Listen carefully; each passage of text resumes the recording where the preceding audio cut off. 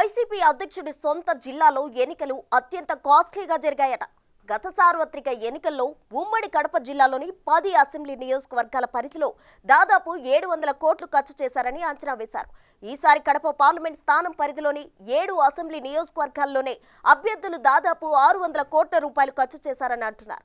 ప్రభుత్వ వ్యతిరేకత ఉందని జరిగిన ప్రచారంతో వైసీపీ క్యాండిడేట్లు ఎక్కడా తగ్గకుండా డబ్బు వెదజల్లారట. సొంత జిల్లాలో ఒక్క స్థానం కూడా విపక్షాలకు దక్కకూడదని జగన్ ఇచ్చిన ఆదేశాలతో అభ్యర్థులు అప్పులు చేసి మరీ ఖర్చు పెట్టారట. ఈసారి ఎన్నికలు అన్ని పార్టీలకు డూ ఆర్ డై అన్నట్టు మారాయి. ఎట్టి పరిస్థితుల్లోనూ ఈసారి గెలవాల్సిందేనని టీడీపీ కృతనిశ్చయంతో ఉండగా రెండోసారి అధికారం చేపట్టాలని వైసీపీ పావులు కదిపింది.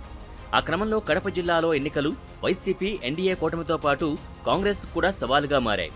ఒకంత ఆలస్యంగా ఎంట్రీ ఇచ్చిన పీసీసీ చీఫ్ షర్మిల నేతృత్వంలో కాంగ్రెస్ జిల్లాలో బలమైన అభ్యర్థులనే పోటీకి దింపింది. దాంతో అక్కడ ఎన్నికల ప్రచారం హోరాహోరీగా సాగింది. అన్ని పార్టీల అభ్యర్థులు డబ్బుల్ని మంచినీళ్ల ప్రాయంగా ఖర్చు చేశారట. ఈసారి కడప లోక్సభ సెగ్మెంట్ పరిధిలో ఎన్నికల ఖర్చు ఎంత లేదన్నా 600 కోట్ల రూపాయలు ఉంటుందని రాజకీయ పరిశీలకులు అంచనా వేస్తున్నారు. ఎన్నికలకు 6 నెలల ముందు నుంచే టీడీపీ బాబు షూరిటీ భవిష్యత్తు గ్యారంటీ అంటూ జనంలోకి వెళ్ళింది.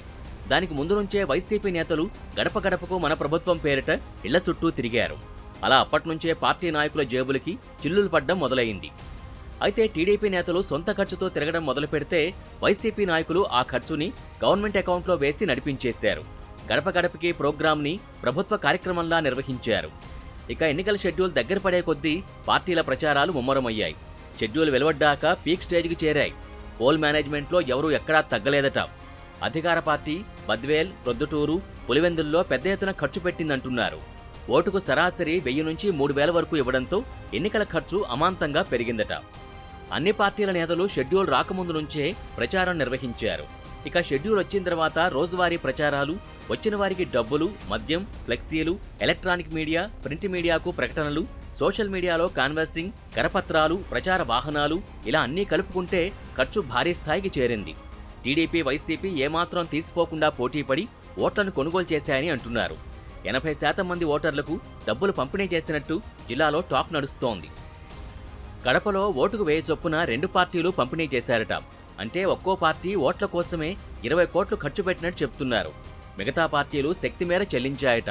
కడపలో చంద్రబాబు నాయుడు, సీఎం జగన్ల భారీ బహిరంగ సభలు జరిగాయి. ఆ మీటింగులకు కూడా కోట్లలోనే ఖర్చు అయినట్టు లెక్కలు వినిపిస్తున్నాయి. మైదుకూరులో హోరాహోరీ ఎన్నికలు జరిగాయి. పాత కాపులే మళ్లీ పోటీ పడ్డారు. ఈసారి ఎలాగైనా గెలవాలన్న కసితో టీడీపీ అభ్యర్థి పుట్టా సుధాకర్ యాదవ్ సర్వశక్తులు ఒడ్డారు. వైసీపీ నుంచి టీడీపీలోకి పెద్ద ఎత్తున చేరికలు జరిగాయి. మైదుకూరులో పోలింగ్ రోజు కూడా 2 పార్టీలు దేనికి తీసిపోలేదు. ఒక్కో ఓటుకు ఒక్కో పార్టీ 2000 పంచిందట. అంటే ఒక్కో పార్టీ ఓట్ల కోసమే సుమారు 40 కోట్లు ఖర్చు పెట్టినట్టు అంచనా వేస్తున్నారు.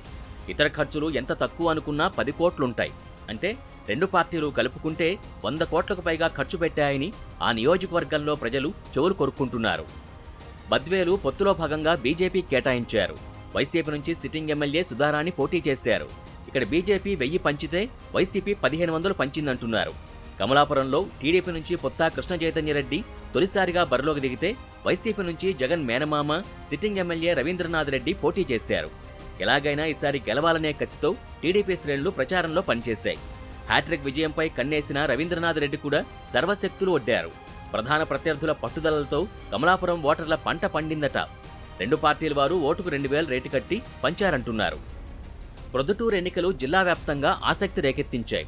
టీడీపీ నుంచి మాజీ ఎమ్మెల్యే వరదరాజులరెడ్డి పోటీ చేయగా వైసీపీ నుంచి సిట్టింగ్ ఎమ్మెల్యే రాజమల్లి శివప్రసాద్ రెడ్డి పోటీ చేశారు. రాజమల్లు ఆర్థికంగా బలవంతుడు. ఆయన ఒక్కో ఓటుకు 2500 పంచారని అంటున్నారు. కొన్ని చోట్ల ముక్కు పుడకలు, చీరలు, కాళ్ల పట్టీలు సైతం గిఫ్టులుగా ఇచ్చారట. టీడీపీ 2000 పంపిణీ చేసినట్టు తెలుస్తోంది. మొత్తానికి పొద్దుటూరులో 2 పార్టీ ఎన్నికల ఖర్చు 100 కోట్ల మార్కు దాటిందన్న ప్రచారం జోరుగా సాగుతోంది. జమ్మలమడుగులో సీట్ల సర్దుబాటులో భాగంగా బీజేపీ నుంచి మాజీ మంత్రి ఆదినారాయణ రెడ్డి పోటీ చేయగా YCP sitting MLA Sudheer Reddy బరిలో నిలిచారు. ఇద్దరూ ఏమాత్రం తీసిపోకుండా ఒక్కో ఓటుకు 2000 పంచారట. చీరలు, ఇతరత్రా వస్తువులు కూడా తాయిలాలుగా ఇవ్వడంతో అక్కడ 80 కోట్లు పైమాటే ఖర్చయిందని చెబుతున్నారు.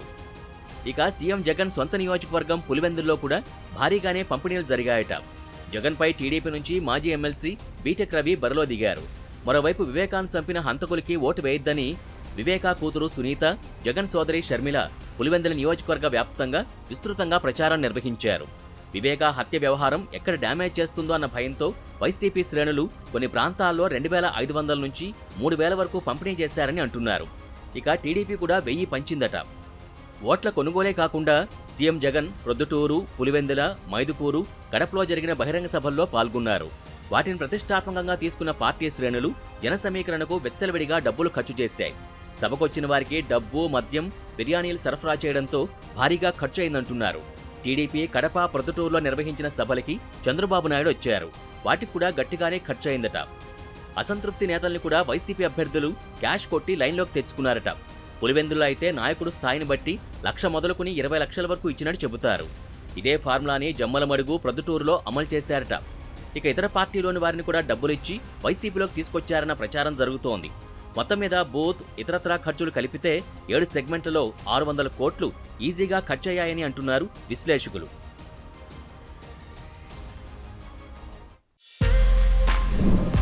For more videos like this, subscribe Big TV channel.